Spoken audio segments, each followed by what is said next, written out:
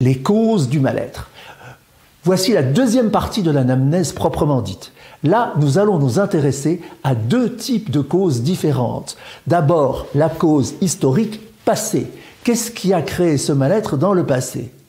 La personne peut tout aussi bien ne pas savoir quelles sont les causes, mais très souvent, elle va exprimer quelque chose. Que ce soit vrai ou pas, peu importe. C'est ce qu'elle croit être vrai. Le deuxième aspect des causes que nous allons rechercher, ce sont les causes immédiates. Autrement dit, qu'est-ce qui, dans le quotidien de la personne, cause à nouveau ce mal-être? Cette phase-là permet à la personne de trouver une explication à donner pour son mal-être. Pour elle, cela lui offre la perspective de pouvoir en prendre le contrôle.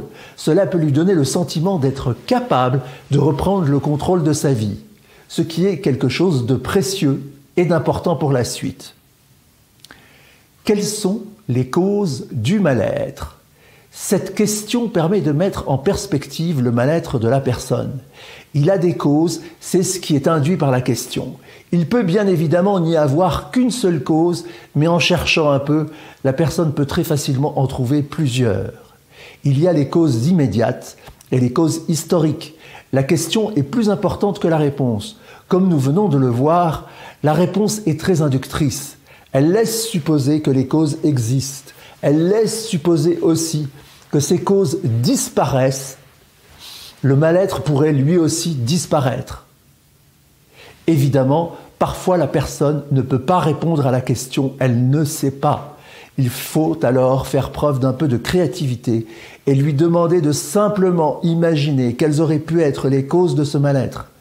L'essentiel ici est de faire entrer la personne dans un processus dans lequel elle reste à se questionner à la fois consciemment et bien évidemment inconsciemment. Quand et comment le mal-être s'est-il installé? C'est à la fois la suite de la question précédente, mais aussi une manière de la préciser et de la fixer dans le temps. Pour la plupart des gens, leur mal-être a tout le temps été là et il est tout le temps présent. Avec cette question, nous supposons que le mal-être a commencé à un moment précis. Donc, s'il y a eu un commencement, il peut aussi y avoir une fin. C'est aussi une question inductrice qui permet de mettre dans l'esprit de la personne l'idée que ce mal-être ayant eu un début, il va aussi avoir une fin. De plus, cela permet de relativiser l'existence du mal-être dans la mesure où la personne se rend compte subitement qu'il n'a pas tout le temps été présent et qu'il est apparu à un moment précis. Parfois même, le mal-être apparaît à certains moments, il disparaît à d'autres, donc il n'est plus aussi envahissant que ce que les premières paroles pouvaient laisser penser. Qu'est-ce qui maintient le mal-être présent? Voilà encore une question qui induit ce que l'on veut que la personne commence à considérer. Avec cette question, on lui laisse entendre qu'il y a quelque chose qui maintient le mal-être présent et qu'il suffirait d'éliminer cette cause immédiate de maintien pour que le mal-être disparaisse. En général, pour répondre à cette question, la personne a besoin de se retirer en elle-même et d'aller examiner sa vie de façon beaucoup plus précise afin d'analyser de façon beaucoup plus fine tout ce qui peut se passer autour du mal-être. Elle va se mettre à rechercher tous les éléments de contexte, y compris dans ses pensées, ce qui pourrait participer à maintenir le mal-être en place, comme ce qu'elle se raconte à elle-même, par exemple, ou bien les discussions qu'elle peut avoir avec telle ou telle autre personne, sa manière de gérer son quotidien, de s'alimenter, en fait, tous les différents aspects de son existence. Qu'est-ce qui réactive le mal-être?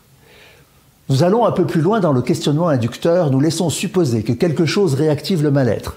Autrement dit, cela oblige la personne à penser que son mal-être pourrait peut-être s'arrêter tout seul si un élément particulier de sa vie ne le réactive pas à chaque fois. C'est encore une question dont le but est d'arriver à réduire un peu plus l'importance du mal-être. On suggère une sorte d'espoir que peut-être ce mal-être pourrait disparaître facilement si on trouve l'élément qui le réactive. Dans les faits, la plupart du temps, il y a en effet des éléments de la vie quotidienne qui réactivent le mal-être. Prenons le cas de quelqu'un qui souffre de crises d'anxiété.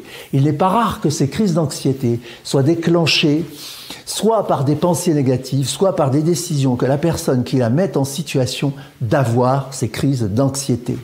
C'est tout aussi bien le cas pour tout un ensemble d'autres troubles ou difficultés de la vie quotidienne, même si ces difficultés peuvent être parfois très pénalisantes pour la personne.